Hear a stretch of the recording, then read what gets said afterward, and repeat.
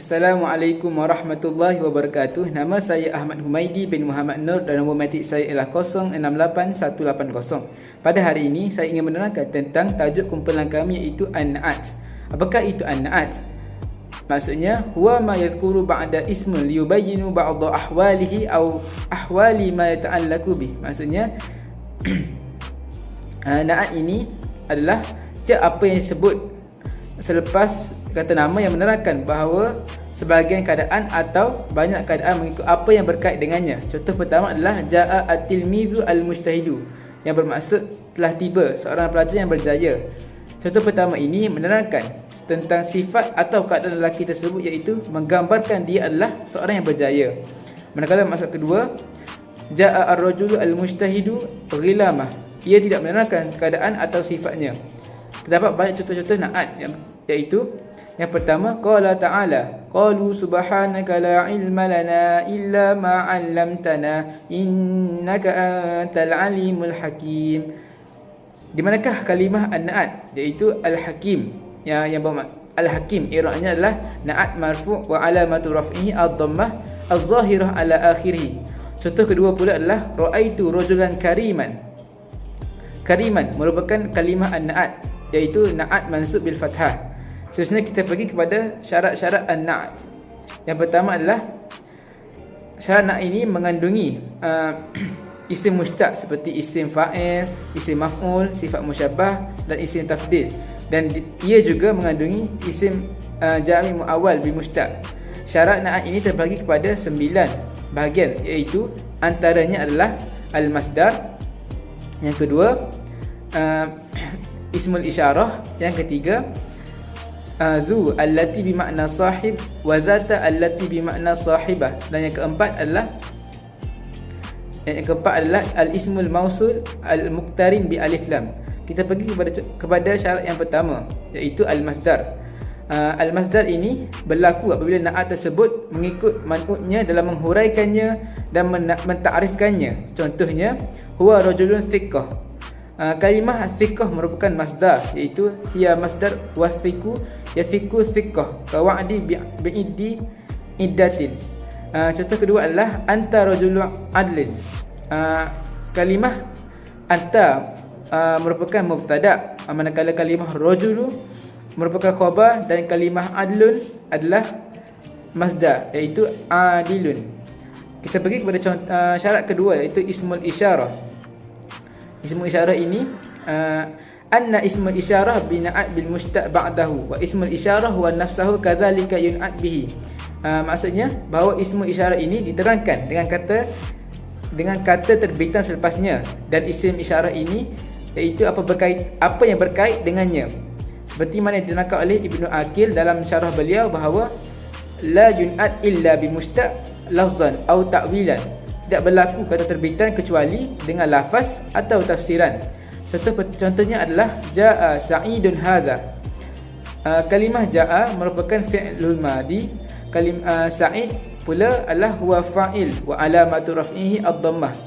Dan kalimah hadha merupakan isim isyarah, iaitu i'rabnya adalah huwa na'at fi jami' mushtaq ay al-musyarun ilaih. Kita pergi kepada syarat yang ketiga, iaitu zu allati bimakna sahib wa zata allati bimakna sahibah. Zu ini merujuk kepada tuan kepada lelaki, manakala zata iaitu merujuk kepada tuan kepada si perempuan, iaitu sahibah. Contoh pertama adalah ja'a rajulu zu ilmin wa imra'atin zata afdalin. Maksudnya adalah telah datang seorang lelaki yang berilmu dan seorang wanita yang terbaik. I'rabnya adalah kalimah ilmun iaitu sahib, manakala kalimah afdalu merupakan sahibah. Dan syarat yang terakhir adalah al-ismul mausul al-muqtarin bi alif lam, bermaksud isim mausul yang disertai oleh alif lam. Al-asma'ul mausulah ya asma'u tadullu ala asya'i muhaddidatin ma'a jumai tazkuru ba'daha wa biduniha la yasbah al-ma'na tam wa kamil. Maksudnya isim mausul ini adalah kata nama yang menunjukkan perkara tertentu dan datang dengan ayat yang disebut selepasnya tanpa menunjukkan makna dan lengkap. Contohnya faza at-tilmizu allazi ijtahada. I'rabnya adalah allazi merupakan ismul mausul fi mahalli raf'in wa na'at. Raf'in na'at. Wa taqdiruha faza at-tilmizu sahibul ijtihad. Manakala contoh kedua adalah jaa al-waladu allazi tafawu. Kalimah allazi adalah merupakan ismul mausul, iaitu mabni ala sukun fi mahalli raf'in na'at. Sekian itu saja dari saya. Terima kasih.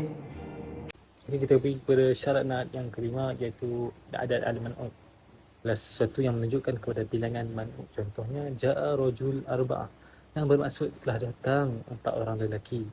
Arba'ah itu adalah naatnya yang merujuk kepada bilangan lelaki tersebut. Man'ut pula adalah rijal, iaitu lelaki, iaitu orang yang dibilang. Syarat naat yang keenam adalah isim yang dikaitkan dengan ya nisbah. Contoh, ra'aitu rajulan damsyiqiyan, yang bermaksud saya melihat lelaki Damsyik, iaitu yang disifatkan lelaki itu adalah orang Damsyik. Naatnya adalah Damsyik, manakala man'ut pula adalah rajulan. Ya nisbah pula ada pada isim, iaitu Damsyiqiyan. Lebih dikenal pasti, lebih untuk lagi mudah adalah gelaran kepada lelaki tersebut. Syarat naat yang ketujuh pula adalah tashbih, iaitu sesuatu yang menunjukkan kepada penyerupaan atau menyamakan sifat seseorang dengan sesuatu benda. Sebagai contoh, ra'aitu rajulan asadan, yang bermaksud aku melihat seorang lelaki seperti singa. Maksud ayat ini adalah menunjukkan seorang lelaki yang berani atau gagah, sifatnya seperti singa. Syarat naat yang ke-8 pula adalah nakirah allati yuradu biha itlaq atau al-ibham, iaitu perkara umum yang perkara umum ataupun perkara yang tidak terhad. Kita tengok contoh ya. Sa'ada rajulan ma, iaitu aku membantu lelaki sesiapa pun. Di situ ma ataupun siapa pun adalah perkara yang umum. Ia adalah naat dan man'utnya adalah rajulan. Kita tengok kepada at-tahwil pula, iaitu secara berlebih-lebihan. Tadi secara umum, ini secara umum yang berlebih-lebihan. Okay, faham? Kita tengok pada contoh dia. Ya amrin ma jada'a qasir anfuhu. Kalau kita tengok nak terjemah contoh ni, dia macam pelik sikit lah. Tapi lebih kita faham, contoh ni menunjukkan bahawa dia selalu mengagungkan dirinya. Macam biasa, ma adalah naat dan dia punya man'ut adalah li amri. Syarat naat yang terakhir adalah kalimat kullu dan ayyin, yang menunjukkan kesempurnaan dari mausuf, iaitu benda yang disifatkan. Sebagai contoh, huwa alimun kullu alim, yang bermaksud ilmu itu di antara setiap ilmu. Yang dimaksudkan ayat ini adalah kesempurnaan yang dimiliki oleh ilmu itu berbanding ke semua ilmu yang lain. Contoh bagi ayyu pula adalah hiya insanatun ayyu insanatin, yang bermaksud dia adalah manusia dari mana-mana manusia. Yang dimaksudkan dari ayat ini ialah manusia yang mempunyai sifat yang sempurna daripada mana-mana manusia yang lain. Baiklah, seterusnya kita sambung kepada naat hakiki dan naat sababi. Kita masuk kepada naat hakiki. Takrif naat hakiki, ma yubayyin sifat min sifati matbu'uhu, yang bermaksud naat yang menjelaskan sifat matbu'nya secara langsung. Sebagai contoh, ja'a Khalidul adibu. Al-adibu itu merupakan naat kepada Khalid. Seterusnya kita masuk kepada naat sababi. Takrif naat sababi, ma yubayyin sifat min sifati ma lahu ta'allaku bimatbu'ihi wa irtibat bih. Maksudnya adalah naat yang menjelaskan tentang sifat dari sesuatu yang ada hubungan dengan matbu'nya secara tidak langsung. Sebagai contoh, ja'a rajulu husnu khattuhu. Lafaz al-husnu itu secara tidak langsung akan menjadi naat kepada ar-rajulu. Akan tetapi maksud lafaz bukan milik ar-rajulu tetapi milik khattuhu. Baiklah, kita masuk kepada sifat naat hakiki. Yang pertama, huwa alladhi yadullu ala sifatul matbu'i nafsuhu. Yang bermaksud, lafaz na'at yang menerangkan perkataan itu secara langsung. Yang kedua, yajibu ayyat ba'a man'utuhu fil i'rabi wal ifradi wat tasniyati wal jam'i wat tazkir wat ta'nis wat ta'rif wat tankir.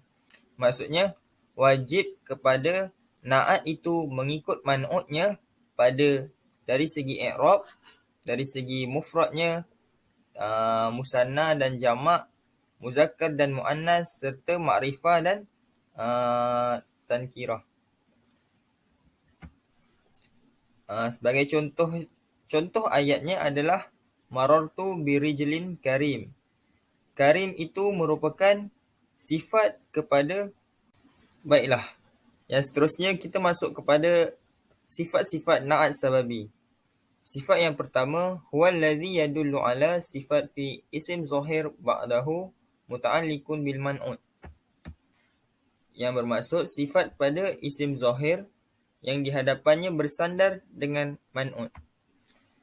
Sifat yang kedua, ay yarfa'al isim zahir mushtamilu ala dhamir ya'udu ala man'ut. Yang bermaksud na'at sababi ini ada yang mengandungi domer dengan man'ut. Dan yang ketiga, ayat ba'a wujuban fil i'rabi wat ta'rifi wat tankiri faqat wa yura'a fi ta'nisihi wa tazkirihi ma ba'dahu wa yakunu mufradan. Yang bermaksud wajib mengikut dari segi i'rab, makrifah dan nakirah, juga muannas dan muzakkar dan juga mufrad. Contoh ayat bagi na'at sababi, marartu birijlin karim abuhu. Karim itu merupakan na'at kepada rijlin, tetapi karimun itu adalah milik kepada abuhu, bukan perkataan rijlin. Assalamualaikum warahmatullahi wabarakatuh. Saya Abdul Hakim Darusni bin Khairi, nombor matrik 068300. Sekarang saya akan menerangkan tentang yustasna min zalika arba'a asya'. 4 benda yang dikecualikan dalam na'at. Sebagaimana yang kita tahu bahawa na'at itu perlu mengikut kepada man'utnya. Tetapi ianya di sini ada 4 perkara yang dikecualikan. Yang pertama, as-sifatu allati ala wazan. Na'at itu tidak wajib untuk mengikut kepada man'utnya di atas wazan berikut. Yang pertama, wazan fa'ul. Mislu huwa rajulun saburun syakurun. Yang kedua, hiya imra'atun saburun syakurun. Wazan yang kedua, wazan fa'ilun. Mislu huwa askarun qatilun. Hiya imra'atun jarihun. Yang wazan ketiga, wazan mif'alun. Mislu anta rajulun miksalun. Mislu anti imra'atun miksalun. Wazan yang keempat, wazan mif'alun. Mislu huwa rajulun maghsyamun. Hiya imra'atun maghsyamun. Wazan yang kelima, wazan mif'ilun. Mislu Muhammadun rajulun miskinun. Aisyatun imra'atun miskinun. Yang dapat disimpulkan di sini bahawasanya na'at ini apabila berada di atas 5 wazan ini, maka dia tidak perlu mengikut hukum man'utnya. Walaupun na'at dia tu muzakkar atau muannas, dia tetap kekal di atas wazan berikut, tidak akan berubah. Yang kedua, masdar al-mausuf bih. Apabila na'at dia itu masdar, yakni na'at dia masdar, maka dia tidak perlu mengikut kepada man'utnya. Sebagai contoh, mislu tilka imra'atun adlun. Tilka rajulun adlun. Huma rajulani adlun. Huma imra'atani adlun. Maka di sini Na'at dia perlu kekal dalam bentuk mufrad muzakkar. Walaupun man'ut dia itu muzakkar, muannas, mufrad atau musanna, dia tetap kekal dan tidak mengikut kepada man'utnya. Perkara yang ketiga, ma kana na'tan li ismi la yaqil. Sebagaimana yang kita tahu bahawa syarat na'at dan man'ut ini yang harus sama dalam segi jamaknya. Akan tetapi di sini dia dikecualikan untuk jamak yang tidak berakal ataupun ghairu akil, jamak ghairu akil. Maka di sini na'atnya boleh berbentuk pada jamak muannas ataupun boleh menjadi mufrad muannas. Sebagaimana contoh, mislu huwa zu amwalin kasiratin. Contoh kedua, huwa zu amwalin kasiratin. Dia man'ut dia ni jamak dan na'at dia pun jamak, tapi jamak ghairu akil.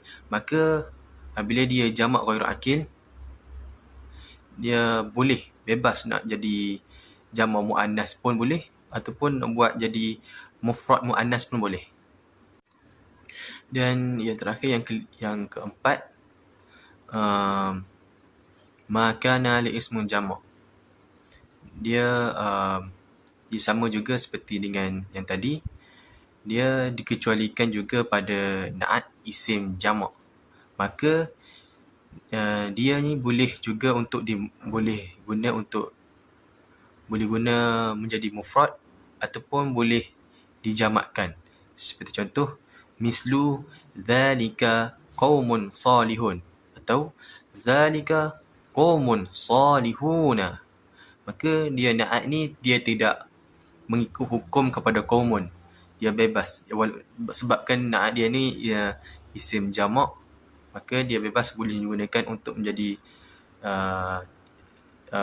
mufrad pun boleh, jamak pun boleh. Okey, sekian daripada saya. Wallahu a'lam. Bismillahirrahmanirrahim. Assalamualaikum warahmatullahi taala wabarakatuh. Ismi Muhammad Muhammad bin Muhammad Syukur, nombor metrik 068282. Hari ini saya akan bentangkan sedikit tentang na'at mufrad, na'at jumlah dan na'at syibhu jumlah. Kita mulakan terlebih dahulu dengan na'at mufrad. Maksud na'at mufrad adalah al-mufrad wa huwa an yakuna na'at kalimat wahidah wa laysa jumlah wa la syibhu jumlah. Malhudha an-na'at al-mufrad yakuna mislu al-man'ut fi kulli syai'. Di sini membawa maksud na'at mufrad itu adalah satu kalimah, bukanlah jumlah ayat ataupun separuh ayat. Seperti contoh, ja'a Zaidun karimun, ra'aitu Zaidun aliman, ataupun salimtu ala al-rijali al-mazhabi.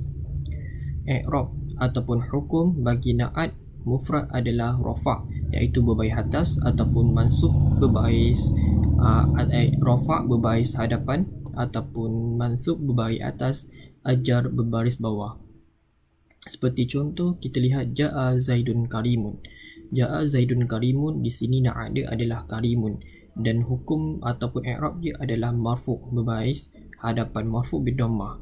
Yang kemudian kita lihat kepada contoh ayat yang kedua, aliman. Aliman, na'at dia adalah aliman dan ia dinasabkan kepada man'ut dia, dan hukum dia, i'rab dia adalah mansub bil fathah. Dan yang terakhir adalah al-jar. Kita tengok contoh al-mazhabi. Al-mazhabi merupakan na'at dan ia dihukumkan ataupun di'irabkan dengan jar majrur bi kasrah, iaitu berbaris bawah. Dan seterusnya adalah na'at jumlah. Maksud na'at jumlah wa huwa an yakuna na'at jumlah sawa'an kanat ismiyah atau fi'liyah. Yang membawa maksud na'at jumlah ini adalah na'at yang terdiri sama ada jumlah ismiyah ataupun jumlah fi'liyah. Seperti contoh, u'jubuni talibu yadhakiru darusahu. Kita tengok kepada jadual i'rab na'at jumlah. At-talibu i'rab dia adalah mar'ud. Manakala untuk yazakiru darusuhu adalah jumlah na'at, iaitu jumlah fi'liyah. Al-ha di situ adalah domir dan i'rab bagi ayat tersebut adalah jumlah fi'liyah fi mahalli rafa' an-na'at. Yang ketiga ataupun yang terakhir iaitu na'at syibhu jumlah. Na'at syibhu jumlah wa huwa an yakuna na'at zarfan aw jar wal majrur yasfifu ma qablahu wa la yahtaju ila damir wa yakuna bihadza syakal isim nakira ditambahkan zaraf aw jar wa majrur. Yang bermaksud na'at syibhu jumlah ini adalah na'at yang terdiri daripada zaraf, sama ada zaraf makan ataupun zaraf zaman, dan ia juga merupakan jar wal majrur dan disifatkan dengan apa yang sebelumnya dan tidak mengandungi sebarang dhamir. Wa yakuna bihadza syakar, dan ia diibaratkan seperti contoh isim nakirah ditambahkan zaraf au jar wal majrur. Kita tengok contoh. Qara'tu kitaban min kitabi al-tarikh. I'rab na'at syibhu jumlah berdasarkan ayat tadi. Kitaban adalah mad'u. Manakala untuk min kitabi adalah na'at syibhu jumlah. Dan nau' bagi na'at syibhu jumlah tersebut adalah jar wal majrur. Dan i'rab bagi ayat keseluruhan adalah syibhu jumlah fi mahallu jar na'at. Assalamualaikum warahmatullahi taala wabarakatuh. Nama saya Muhammad Aiman bin Hasim, nombor metrik 066704. Kita akan teruskan dengan tajuk an-na'at maqtu'. Apa itu na'at maqtu'? Ta'rifuhu huwa ahad anwa'un nu'ud alladhi ya'tabiru na'atan min haythu al-ma'na walakinahu yukhalifu man'utahu bi'alamati al-i'rab. Na'at maqtu' adalah salah satu jenis na'at yang terputus dengan man'u'nya dari segi kedudukan baris i'rab. Sebagai contoh kita boleh tengok di sini, Najaha Khalidun ar-rasama. Na'at di sini ialah ar-rasama yang berbaris mansub fathah, dan man'u'nya pula adalah Khalidun yang berbaris rafa' dhammah. Maka di sini terdapat perbezaan na'at dan man'ud dari segi barisnya. Ini menunjukkan bahawa adalah ayat ini na'at maqtu'. وهو أحد صيغ الإيجاز في اللغة حيث يؤدي معنى جملتين في جملة واحدة من خلال قطع الصفة عن الموصوف ورفعه على أنه خبر لمبتدأ محذوف وجوبا أو نصبه على أنه مفعول به لفعل محذوف وجوبا. Dan na'at maqtu' ini juga menjadikan makna dua ayat di dalam satu ayat, iaitu dengan membuang sifat daripada sesuatu yang diterangkan.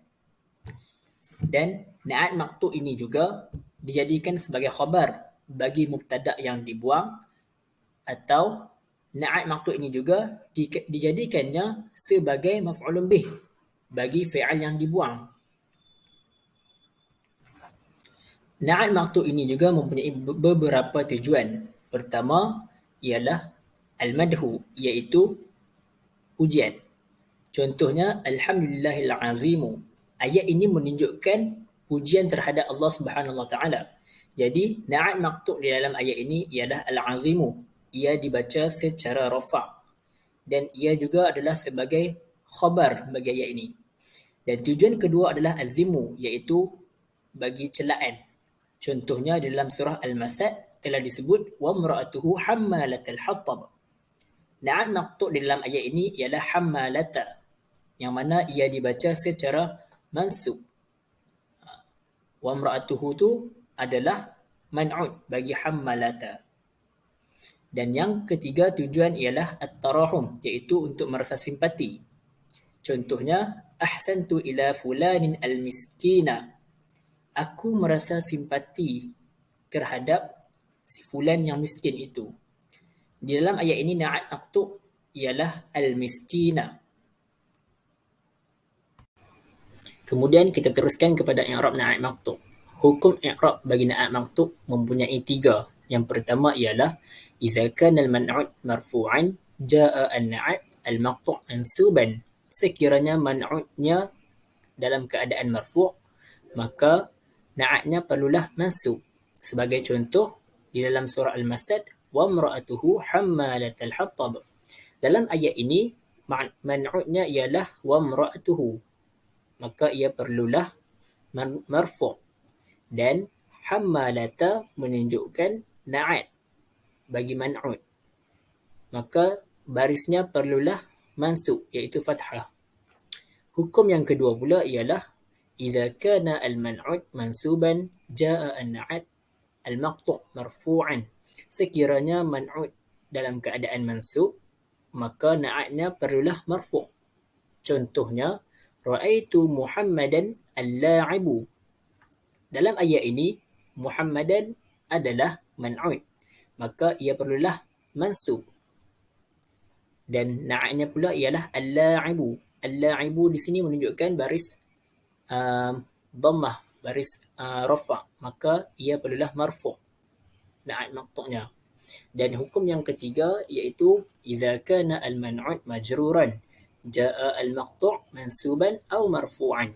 Sekiranya man'udnya datang dalam keadaan majrur, maka na'at maqtu'nya perlulah mansub ataupun marfu'. Sebagai contoh, ahsantu ila fulanin al-miskinu atau al-miskina. Di dalam ayat ini, fulanin itu adalah man'ud, maka ia perlulah majrur. Dan na'at di dalam ayat ini boleh jadi dua keadaan i'rabnya. Yang pertama sama ada menjadi mansub ataupun marfu', iaitu al-miskinu atau al-miskina. Kita teruskan dengan syarah na'at maqtu'. لا يقطع النعت عن المنعوت إلا بشرط ألا يكون متمما لمعناه بحيث يستقل لموصوف عن الصفات، فإن كان الصفات متممة معنى الموصوف بحيث لا يتضح إلا بها لم يجوز قطعه عنها.